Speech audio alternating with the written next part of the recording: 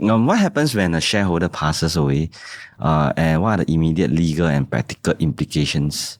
So I guess what happens when a person passes away and that person so happens to hold shares in certain companies, right? So you talk about the situation of either applying for a probate or what we call a letter of administration. So it's a bit beyond the corporate structure kind of discussions we're having. But when a person passes away, then the first thing you have to consider is have a will or don't have will. If you have a will, you apply for probate. If you don't have a will, you apply for a letter of administration. So it's called probate or letter of administration, but actually it's a court order that allows the estate to go and administer the affairs of the deceased, right? What happens for an individual with shares? Same thing applies. If you have the most easy situations where there is a clear expression of intent in a will, the shares will be given to, I don't know, a family member, may not even have to be a family member, but it will go to an individual. And then the ongoing consequential questions would be what happens after that? Because I'm looking at the perspective of the company, right? So it sounds crass, but the question really is, you want to know who you are going to bid with. And so when you start a company, if I'm shareholders, I know Nicholas shareholders. But can you imagine, and we are maybe 50-50, one day I pass away, and then I never tell you about my will arrangement. My shares go to, not one family member, friend A. Next day, he gets the shares. Suddenly, you have 50% shareholders with friend A whom you have never met before in your life. Are you comfortable? You probably will not be. And so what happens after an individual with shares passes away is there will be issues of where the shares go to.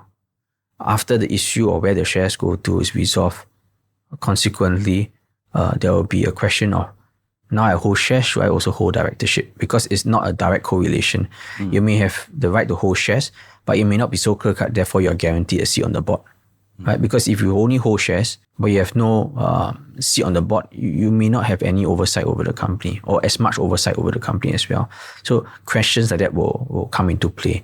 So from the company's end, they will have to contend with a situation where there will be a lot of tectonic shifts within the company's management processes, operational processes as well. Yeah, so those are things that a business owner probably will have to think of before it actually happens. But not just the business owners, even between partners. I even have, so that's why I say for the younger generation nowadays, they're much, much more savvy.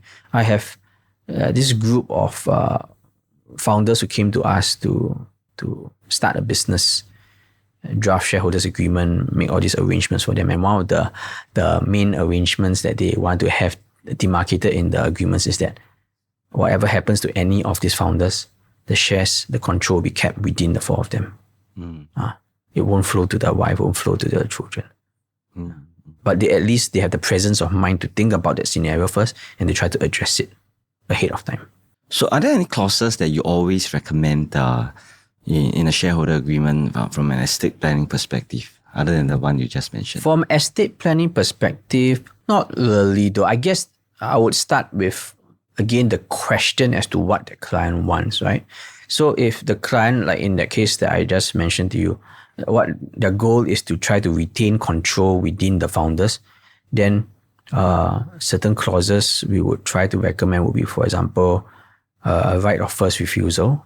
That means if they want to sell their shares to any third parties, they have to offer to a founder first. And then not only just that, to supplement this kind of clauses, you also likely will have to, and to avoid disputes, strongly recommended to have some kind of clauses structured around a value mechanism. So you can have a very nice clause to say the shares must go to Nicholas, but then there's a whole dispute between Nicholas and the deceased person's estate as to what's the value of the shares. Right? So if you know that's going to be a point of contention, then you should agree within the whichever agreement, shareholders agreement, that there's a certain agreed mechanism to value the shares. So when the person passes away, mechanism kicks in, you apply that pre-agreed formula, no dispute. No dispute as to value of shares, no dispute as to how that money is going to be paid out to purchase the shares, no dispute as to who the shares going to. So these are things that you can consider. Yep.